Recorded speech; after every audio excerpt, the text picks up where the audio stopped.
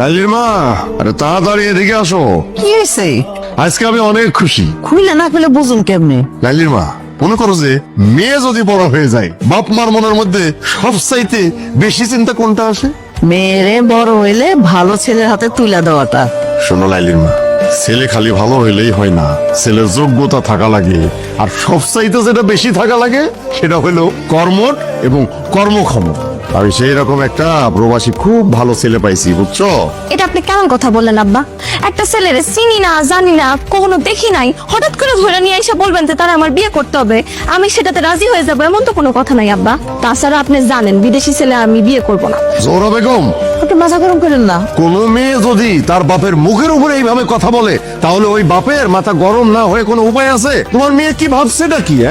আমরা কি তোমার মেয়ের হাত পা বাইন্ধা পদ্মার পানিতে ফেলাই দিতেছি না? তোর আব্বা তোর যেটা ভালো হইব সেই কাজটাই তো করতেছি। আমার তো উল্টা আমার বাপের জোর করে বিয়ে দিতে চাইতেছে। আমি ওই বিদেশি ছেলেরে বিয়ে করব না। তুই বিয়ে করবি না, তোর বাপে বিয়ে করবো। পুরুষ মানুষে আপনি পুরুষ মানুষে বিয়ে করবেন? লাইলির মা, তুমি কি আমার সাথে মস্করা করো? বোকা মাইয়া মানুষ কোথাকার। তোমাকে তো আজকে অন্য দিনের তুলনায় অনেক সুন্দর লাগতেছে, কিন্তু তোমার চেহারা দেখে কিন্তু আমি বুঝে ফেলছি তুমি আবার একটা বিপদে পড়ছো। এর জন্য তোমার মজনু ভাইয়ের স্মরণ করছো। কি হয়েছে বলো? ইস, রাখো তো তোমার আজেরা কথাবার্তা। আমি পড়ছি বিপদে। আমি প্রেমিক পুরুষ, সবার শান্তি চাই। এইসব ডায়লগ বাজে বাদ দিয়ে আমাকে বলো, একটা সমাধান দাও যে আমি বিয়েটা এখন কিভাবে ভাঙবো। তোমাকে কিভাবে সাহায্য করতে পারি? কারণ আমার কাজই হলো সাহায্য করা। মানুষের দূর দিলে আমি তার পাশে দাঁড়াই। বলো। তুমি আমার সাথে প্রেম করবা? তোমার সাথে? হ্যাঁ, আমার সাথে। আমি তো মিথ্যা প্রেমের অভিনয় করি না, বুঝছো? পরে প্রেমের অভিনয় করতে গিয়ে দেখবা গ্রামের ভিতরে আমার একটা বদনাম হয়ে যায়। তুমি তো আমার সাথে আগে প্রেমের অভিনয়টা ঠিকঠাক করো, আমি দেখি তুমি প্রেমের অভিনয়টা ঠিকঠাক ভাবে করতে পারো কিনা, তারপরে না হয় দেখা যাবে কোনটা সত্যিকারের প্রেম আর কোনটা মিথ্যা প্রেম। আসো, আজকে তোমার আমার বাড়িটা দেখাই। আসসালামু আলাইকুম শাশুড়ি আম্মা। কি রে লাইমি, পরিচয় করে দিই। ও হচ্ছে আমার চাওয়ালা প্রেমিক। জি আম্মা, প্রেমই আমার ধর্ম, প্রেমই আমার কর্ম, যে জানে সে জানেই আমার মর্ম।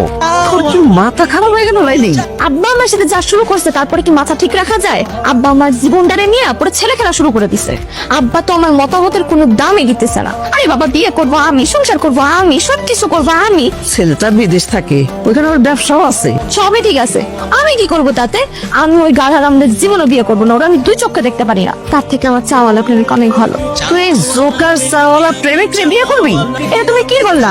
তুমি কিন্তু এখন আমার প্রেমিককে অপমান করতেছো। ও তো আর দেখতে শুনতে খারাপ না, ছেলে হিসেবেও খারাপ না। কি ব্যাপার লাইলি, আমার হবু শাশুড়ি মনে হয় তার মেয়ের জামাইরে পছন্দ করে নাই? তুমি না একটু ওভার অ্যাক্টিংটা কমাও। আমার সামনে এরকম ওভার অ্যাক্টিং করতেছিলে কি জন্য? হ্যাঁ, এইগুলো দেখা তো আম্মা আরো চেতে গেছে। শোনো মিস্টার চাওয়ালা প্রেমিক, আগে দেখি তুমি প্রেমিক হিসাবে কেমন, সর্বোপরি তুমি মানুষ হিসাবে কেমন। যদি দেখি তুমি মানুষ হিসাবে ঠিকঠাক, তাহলে তোমার সাথে প্রেমটা আমি কন্টিনিউ করব। আর যদি দেখি তুমি মানুষ হিসেবে গাধাদার মতো, তাহলে কিন্তু ভালোবাসার চাল যে কোনো সময় উল্টায় যেতে পারে। আমি গাধাদারই বিয়ে করবো, তোমার বাদ।